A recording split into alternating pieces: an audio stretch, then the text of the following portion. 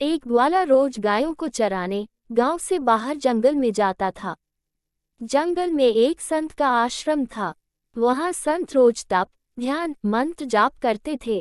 ग्वाला रोज संत को देखता तो उसे समझ नहीं आता था कि संत ये सब क्यों करते हैं।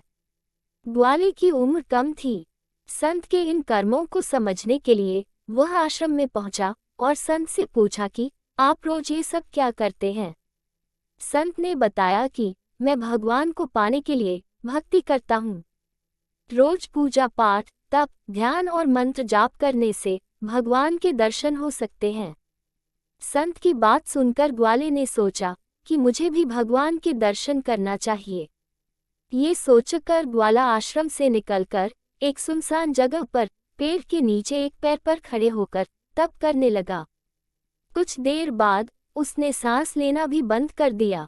ग्वाले ने सोचा कि जब तक भगवान दर्शन नहीं देंगे मैं ऐसे ही रहूंगा। छोटे से भक्त की इतनी कठिन तपस्या से भगवान बहुत जल्दी प्रसन्न हो गए। वे ग्वाले के सामने प्रकट हुए और बोले कि पुत्र आंखें खोलो, मैं तुम्हारे सामने आ गया हूँ। ग्वाले ने आंखें खोले बिना ही पूछा कि आप कौन हैं।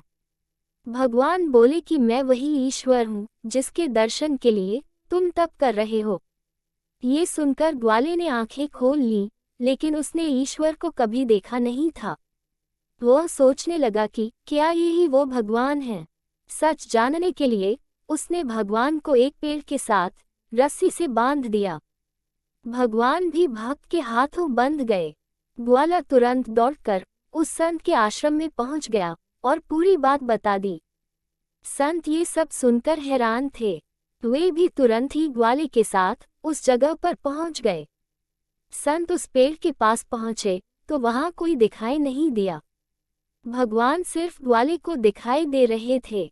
संत ने बताया कि मुझे तो यहाँ कोई दिखाई नहीं दे रहा है। तो ग्वाले ने भगवान से इसकी वजह पूछी। भगवान ने कहा कि मैं उन्हीं इंसानों को दर्शन देता हूँ जो निस्वार्थ भाव से मेरी भक्ति करते हैं। जिन लोगों के मन में कपट, स्वार्थ, लालच होता है उन्हें मैं दिखाई नहीं देता। सीख, जो लोग भगवान की भक्ति निजी स्वार्थ की वजह से करते हैं उन्हें भगवान की कृपा नहीं मिल पाती है। निस्वार्थ भाव से की गई भक्ति ही सफल होती है।